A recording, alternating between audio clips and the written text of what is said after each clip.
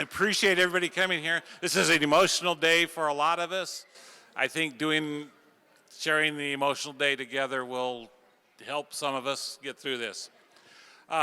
Quickly, I want to give a special thanks to Giselle Grimmert, Josh Long, and Chelsea Lujan, who are the theater, stage crew, and dance teachers who are allowing us to shim this program in the middle of their preparation. They have a big program tonight. They're working hard to set it up. Please don't do anything to cause them grief.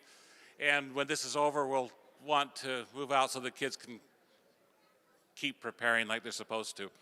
Anyway, but I do want to thank them for allowing this to happen. What we're going to do, I want to have some words from a couple of people who have long, deep ties with Hillcrest.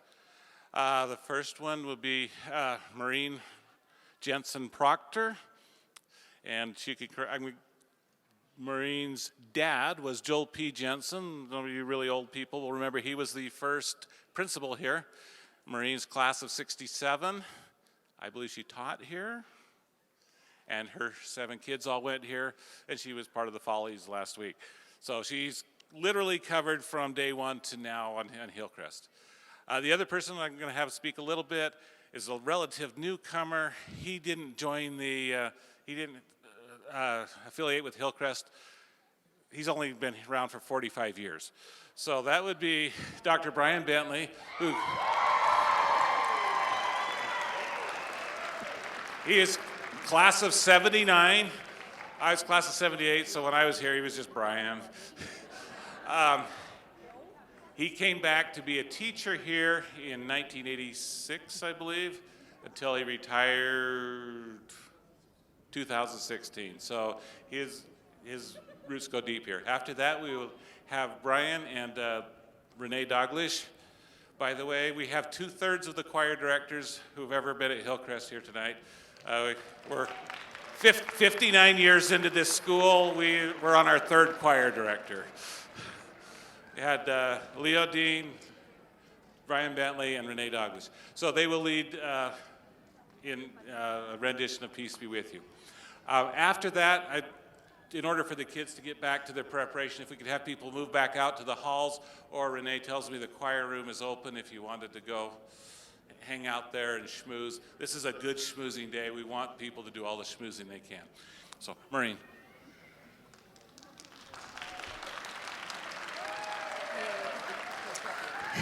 Hey, you Huskies.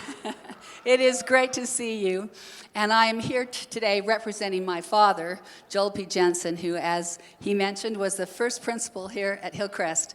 And I remember sometime in the fall of 7th or 8th grade coming over here to this brand new school, and my dad toured it with us. And I thought, oh, the halls are so slick and shiny, and the windows are so big, and look over the beautiful mountains. And I would never have been able to imagine that the day would come that I would see it demolished.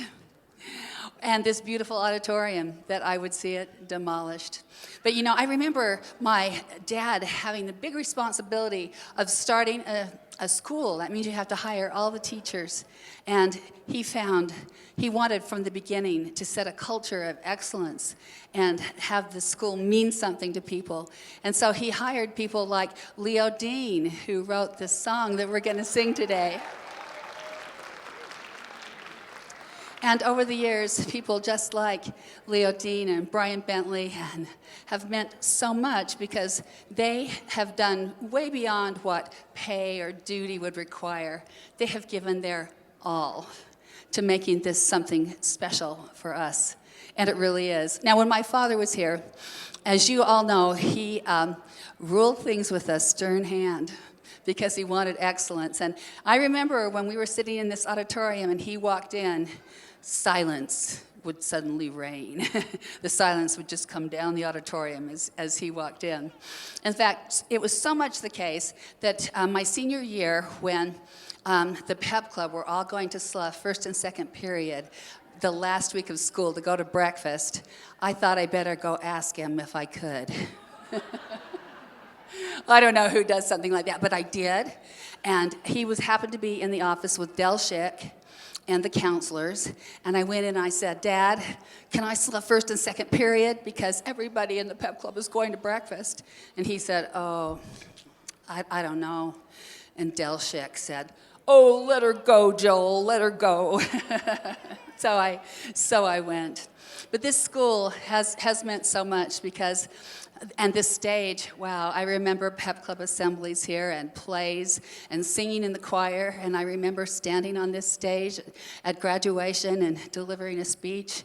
And I remember only 6 years later sitting on this stage on the first day of school, trembling as a new teacher here, and then watching 8 of our children come to school here. And you know, it's so interesting how hard it is to hold on to anything. You get to these moments in life that seem just perfect. Your children are all at a golden age and you want to hold on to it forever, but nothing green can stay. And that's the way it is. So I want to read to you the poem that I wrote in the yearbook, because I was the yearbook editor, that final page of the yearbook. It says, you know the next step will take you through the door, and somehow you hesitate, glancing back at the familiar halls, remembering a hushed silence as a football trophy was presented, your first high school dance, the tension of test week, and waiting at the school for a state basketball team to return. Somehow it seems you were always in a hurry, running to lunch, rushing onto the floor to sing the school hymn, or trying to beat the tardy bell to class. And now it seems you hurried too fast. The anticipated moment has finally arrived, and a flash of green and white at a game has blurred into robed figures marching down auditorium aisles. Your friends seem suddenly older, filled with purpose, life beckons, and so, without hesitation, you take the next step through the door. Last week, the drama director here, Josh Long, he had a wonderful idea, and he had the school put on the musical by Stephen Sondheim called Follies. It's a musical about people coming back for a reunion at the theater that they used to perform in just before it was going to be demolished for a parking lot. And so, of course, he put it on because it was a perfect parallel to this place that is going to be demolished for a parking lot. And in this show, all the people come back, but there are their younger selves as ghosts still there in the theater, doing their roles, playing their part, being alongside them, because the past so much impacts the present and the future. And I thought, as I watched that with a lot of tears, how we are all ghosts. There are younger iterations of ourselves right here in this auditorium. You can feel it. There are younger iterations of ourselves that were insecure and intense and scared and happy and having a moment that never would be the same. 2 of our children were in that play last week. One played Buddy and one played Phyllis, if any of you were there.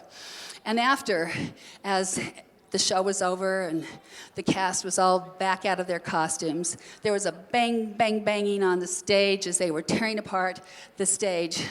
And our 2 children got up and sang a song to the auditorium. And this is the song they sang. And it's from Wicked. And it goes like this. I've heard it said that people come into our lives for a reason, bringing something we must learn. And we are led to those who help us most to grow if we let them. And if we help them in return. Well, I don't know if I believe that's true, but I know I'm who I am today because I knew you. This place, this glorious place, it well may be that we may never meet again. Look around at the auditorium. We may never meet again in this lifetime. So let me say before we part, so much of me is made of what I learned from you. You'll be with me like a handprint on my heart. And now, whatever way our stories end, I know you have rewritten mine by being my friend. Because I knew you, I have been changed for good. Because we all knew this place, we have been changed for good. And so it is with gratitude that we say adieu to this wonderful place that is deeply a part of our hearts. Thank you.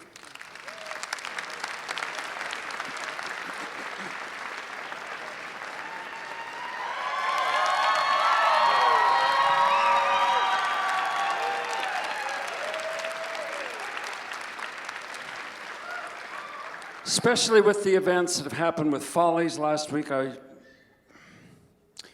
Josh asked me to come be part of that show, and it was one of the milestone moments of my life. But I'm starting to feel like that relic that, you know, the person that you see that keeps coming back and you just think, are you ever going to graduate? So that, you know, but at the same time, 45 years ago this fall, I walked into this auditorium as a student. And school was only 14 years old then. It was still a brand new school. And over those last 45 years, 38 of those years, I've either been a student, a full-time faculty member, or a consultant for the performing arts and for the school. So Josh and Chelsea have a saying. They tell the kids that everyone who's performed on that stage leaves a part of their soul there. And my whole soul is in this room and in this building. And Hillcrest has been a great, great school to work for. I retired 5 years ago, but they've still blessed the performing arts people's hearts. They still have had me come back and work with the leads in the musical every year. So I still have my hands in what's going on here, at least at the beginning of the year, except for this year was in the middle of the year because this year's been wacko. But I've been able to still participate, and I can't tell you how much of a blessing it's been in my life to work with you and to work in this community. Hillcrest, and I think I speak with a fair amount of experience, Hillcrest had and has still, an extremely unique atmosphere. We all know and read about and see in movies and know that cliques exist in school. And maybe you saw some little cliques that happened here, but what I saw as a teacher is that there weren't powerful cliques in this school. We had people all the way from Creek Road, very affluent, to a homeless shelter in Midvale that came here. So the socioeconomic makeup of this community was so diverse. And there was no one group that could just take over and be the clique. Instead, there were groups of interest. The athletes, the choir kids, the band kids, the theater kids, the dance kids. You can tell what I was involved in because I'm mentioning the performing arts. But the debate kids and all of these kids that had people in the group from the very most wealthy to the very least wealthy. And they worked together and were friends, best friends, and it created an atmosphere in this school that I haven't seen in any other school. And the community and that way of working together was so powerful and so strong. I never wanted to leave. I dabbled in thoughts every once in a while at certain parts of the year, but in reality, I never wanted to leave this school. I was one of the last teachers that the district was able to give a sabbatical to, and I went and studied back east for a year, and the teachers here said, oh, he won't be back. And I tell you, it was one of the most powerful and wonderful years of my life. But one of the most, as my wife can tell you, one of the most overriding emotions for me was how much I missed my kids. And there was no question in my mind that I was coming back to this school, no matter what degree I earned. I was coming back to this high school and working with these kids and in this community. And that it's been one of the best decisions I ever made. Leo Dean, when he told me that he wanted me to come and take his place here, one of the greatest blessings that I've ever experienced. And I've worked for every single principal that's been here except for Joel P. Jensen. And so I know the community, I know the school, and I am just in awe. And in awe to see all your faces and to see the love that you still have for each other as you've been wandering in the halls, and the parts of all of our souls that are in this room for those of us that were involved in any way in the performing arts. And for those of you who were just, quote, in the musical with Robin and Powell and I, or were all the way to vocal ensemble or dance company or productions company or any of those top groups, stage crew, I still consider you all of you, my kids. So thank you for the, as is quoted in that beautiful, beautiful song from Wicked, thank you for changing my life for good. It's been a pleasure. So, Craig, we're going to sing. You're welcome to sing there. You're welcome to come up here on the stage. If you're around the pillars, don't touch them. Okay? They have a huge, big awards ceremony that happens at the end of the year, and that's what they're setting up for here. So be very careful if you want to stand on the steps, but I know for a lot of you in choir, those steps are a sacred space. So come on up. And Renee, come on up and we'll do this together. I'm so happy to have Renee be part of this program. If you've printed off the music, great, you can use it, it's okay. If you've got it burned into your brain like I do, that's okay. If you've got your device, it was posted on the alumni page, so you can use your device if you'd like.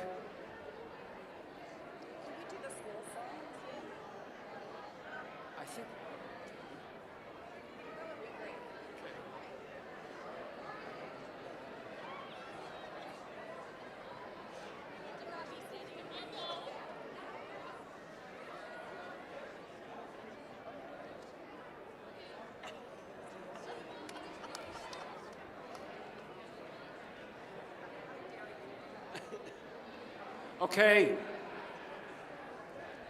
here are your pitches.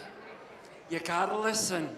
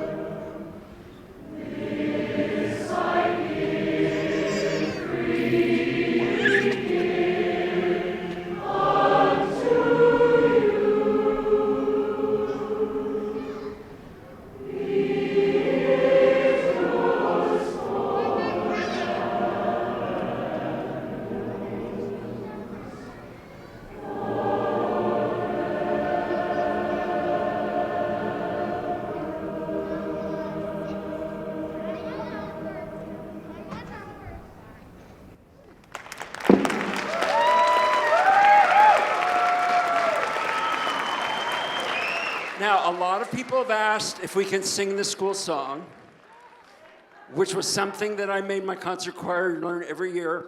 So we can sing it if you sing the real melody. Today's kids just sing the same melody twice in the song, rather than we're honored to belong to you. We'll keep your standards high. Promise?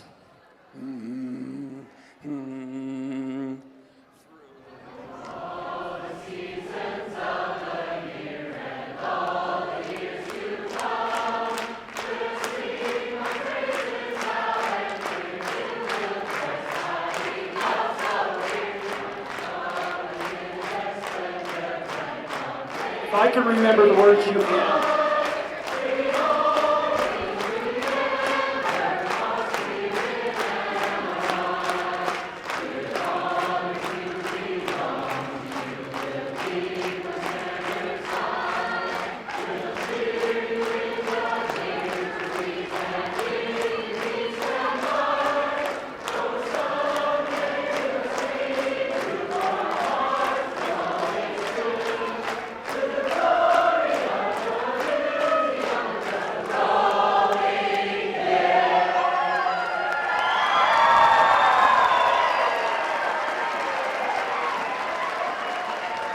Thank you all. Craig, are you there? Craig?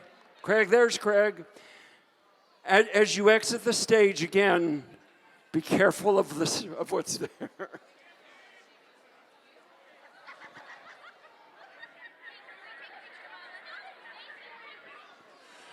So we thank you for coming. I know there were a lot of pictures being taken out there. Share the heck out of them.